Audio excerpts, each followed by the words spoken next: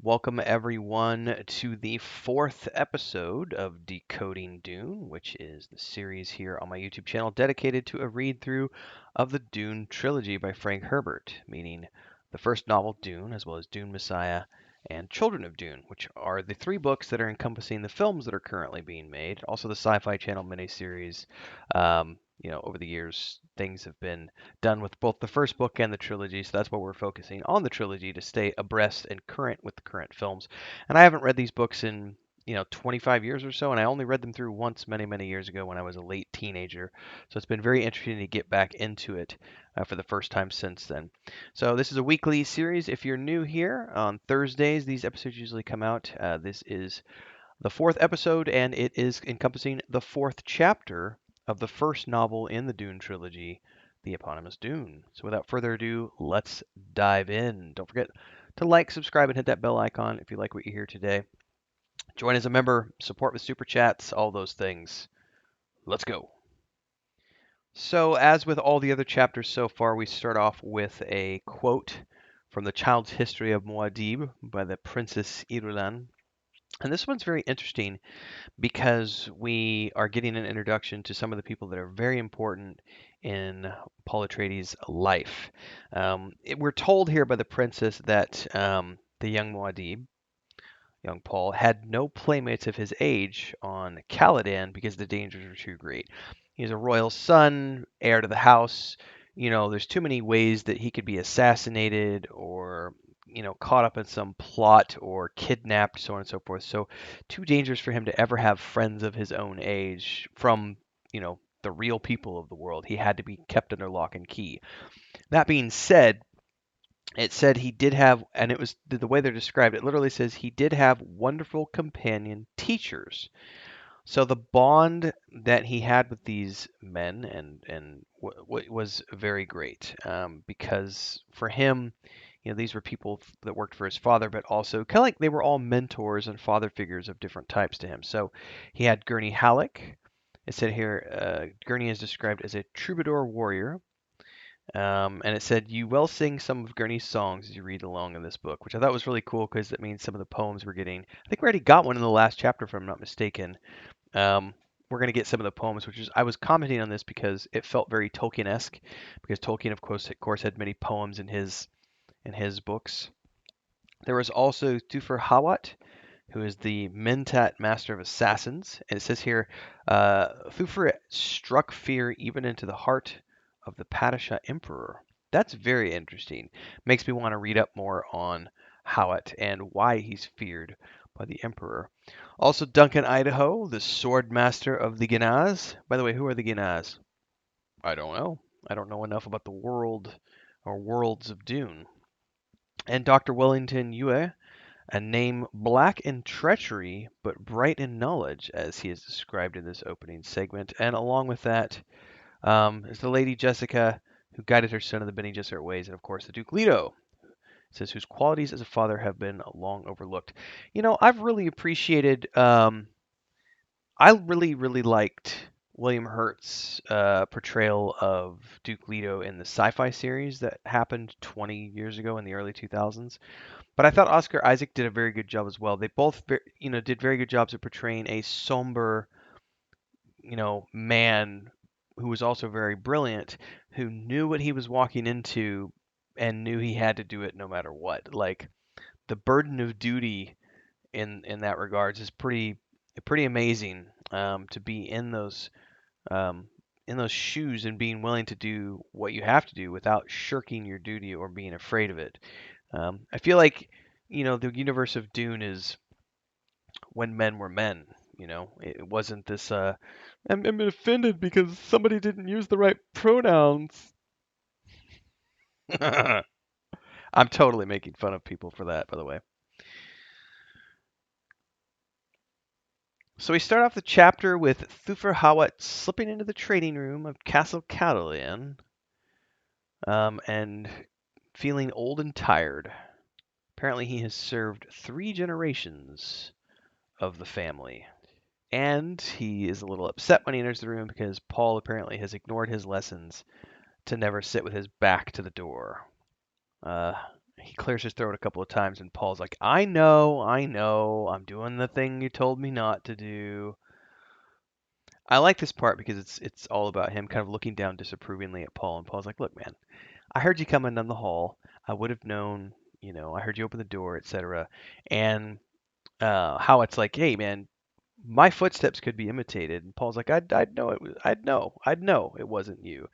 And how it's like thinking to himself, like, that's entirely possible because of the training that his mother is giving him. Um, he also wonders what the Bene Gesserits, as a group, think of Lady Jessica's training of Paul. And then he ponders if that's why they sent the old crone to pull Lady Jessica, to rein her in and make her toe the line. That's a very interesting thought process going through his head right now. He also compares himself here to the target dummy here in the room, patched and padded, looking like an ancient foot soldier, maimed and battered in the wars. Oh wow, they're talking about the storms on Arrakis here. Building a speed across 7,000 kilometers of flatlands with winds up to 700 kilometers an hour. So we're talking, hurricane-forced storms here. That's pretty impressive. Ooh, I like the way this is explained because they're filled with sand and dust and other debris, and it's the way they're described is that they can eat the flesh off bones and etch the bones to slivers. But Paul asks a very important question: why isn't there weather control on Arrakis? And how it's like, well, the guild, unfortunately, wants tons of money for satellite control, and House Atreides is not the richest of houses. And then we're off to another question. Have you ever seen the Fremen? Ooh. So Hawat's literally replying that, yeah, they stink to high heaven in closed places from the suits they wear. But that's something I'm glad they mentioned. I don't remember that ever being mentioned in the book, but I only read the book one time many years ago. But I think that's one of those details that's never touched on in any of the film or television adaptations. Like, these people live in those suits, so you have body odor, recycled waste, um, stank is what that is. That is some rank stank. Uh, I would not want to think about that. Oof. Oh, this is a very interesting statement too, because how it says, as the Duke's son, you're never going to need to want water because you're always going to have it, but you're going to be surrounded by people and the pressures of thirst at all times. So you're constantly going to be in that position of, I have everything because I'm royalty, but these poor people don't have anything. It's a very, that's a rough place to be, because even if you want to do something, sometimes the realities of infrastructure are just that you can't. And then there's people who say, well, everything should be divided equally and so on and so forth. There is some truth to that as well, but it's never as easy as just giving everyone equal access. It's never that easy. If it was, we would be living in the Star Trek utopia that is described in the Star Trek show, where no one needs money anymore and everyone just does what they want creatively. And there's, when there's no need for money, people just do for the purpose of whatever they want to do in life. That's a utopia. We haven't quite realized that dream yet. Oh, we just get a timeline jump. I didn't realize this. It's been a week since his ordeal with the Reverend Mother. He's remembering a conversation, the dangers of the planet as the Reverend Mother explained it to him, and also this moment when the Lady Jessica came up and had asked, "Do you see no hope, Your Reverence?" And the old lady said, "For the Father, no." And she then looks down to, and this is Paul's remembering. She then looked down to Paul, and is giving him this lesson. It says, you need to mark this down and remember this one thing that I tell you. The world is supported by four things: the learning of the wise, the justice of the great, the prayers of the righteous, and the valor of the brave. But all of these are nothing without a ruler who knows the art of ruling. So Paul wants to know why they're going to Arrakis when everyone has warned his father that he's going to lose the planet after they moved. And Hawat replies, because the Emperor ordered it. Hey everyone, Renfail here with the commercial part of the video where I say, hey, if you like this, don't forget to like, subscribe, and hit that bell icon so you never miss an update. And thanks to all of our supporters here on YouTube and over on Patreon, our highest members, our guild champions, Crazy's Relative, Remy D here on YouTube. And don't forget, if you want to support, it's really easy. You can do the memberships below, the Adventurers Guild, 3 different tiers. There's also the super thanks on any uploaded video or YouTube short that you find. There's also, of course, the super chats and stickers that you could do on any live stream or premiere, and the Patreon page if you want to dive into the fantasy world that I have with my brother and my wife, which is a tabletop game, a point-and-click adventure game, and a fantasy book series. All are great ways to keep this channel going and me going full-time. Thanks again for those of you who support. Let's get back to the video that you're watching now. Oh, so Hawat says that he's actually leaving today, and the next time they meet, it's going to be on Arrakis. I like the way it says the old man's leaving. Paul's like, don't sit with your back to any doors. Paul thinks to himself, one more day here, and then we're leaving. Oh, I love the way they describe Gurney Halleck as he enters the room. It says, an ugly lump of a man lurched through the door, preceded by a handful of weapons. The 9-string balisette slung over his shoulder. So Paul wants to know why Gurney is here with weapons when Duncan Idaho is the one who's supposed to be teaching him weaponry. And Gurney tells him that Duncan's gone ahead onto Arrakis to lead the second wave. And here we get a song from Gurney, Galatian Girls. Time to fight! Oh, there's a little bit of banter back and forth. He's calling Gurney Halleck a adult, sorry. I was looking at a different word here. So I love the shield fighting. There's a lot of interesting stuff going in here with the removal of nuclear weapons or atomic weapons, I should say, and the force shields and the need for slow blades to pierce a shield. This is one of the best lines, which I think it was really well done in the Sci-Fi Channel version. Paul's like, I guess I'm not in the mood for fighting today, right? And Halleck gets all irritated. I think Patrick Stewart did it really well as well, if I'm not mistaken. But I haven't seen the David Lynch version in a really long time. Mood, what has mood to do with it? You fight when the necessity arises, no matter the mood. Mood's a thing for cattle or making love or playing the balisette, not for fighting. I can't remember which one it is where they say, mood is for cattle and women, boy. I can't remember which version Gurney Halleck says that to him, but I loved the way it was portrayed in whatever version I'm thinking of. So Gurney starts attacking him with such ferocity that Paul actually wonders to himself, is this a betrayal? Surely not. Surely not Gurney. He's not going to actually kill me, is he? And of course we have the counter here. Paul's got his blade at Gurney's neck, but Gurney's got his blade down below in his groin. And Halleck's like, you seem to have fought better when pressured to it. You seem to get the mood.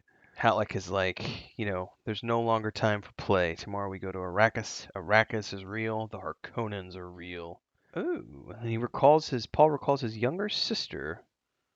I didn't remember him having a younger sister here. No, this is not Paul. Sorry, I got confused whose point of view this was.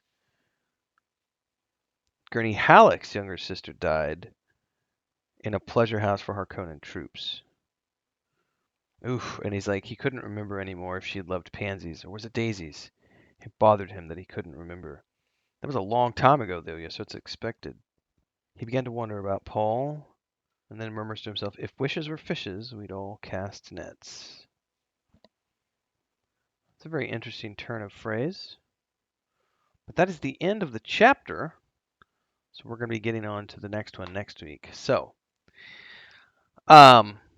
this is a really cool chapter introducing him to at least a couple of the mentors that were important in his life. Obviously, Duncan Idaho has already gone ahead. We still haven't met the Doctor. I think I was just looking at the intro to the next chapter. I think the next chapter is the Doctor. Yeah, Dr. Yue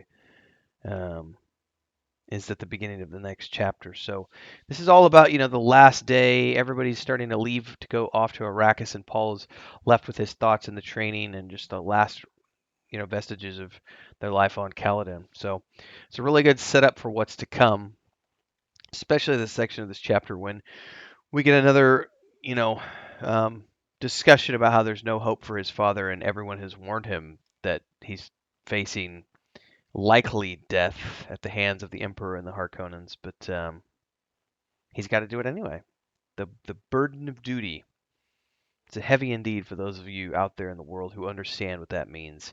If you've ever been the owner of a company, a father, mother, in charge of other people's lives and having the responsibility to care for other people, provide livelihood for those people, the burden of duty it's very heavy.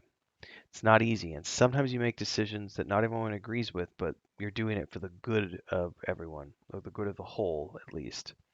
Food for thought. See you in the next one, everybody. Like, subscribe, hit the bell icon. Don't forget Discord. Links are down below.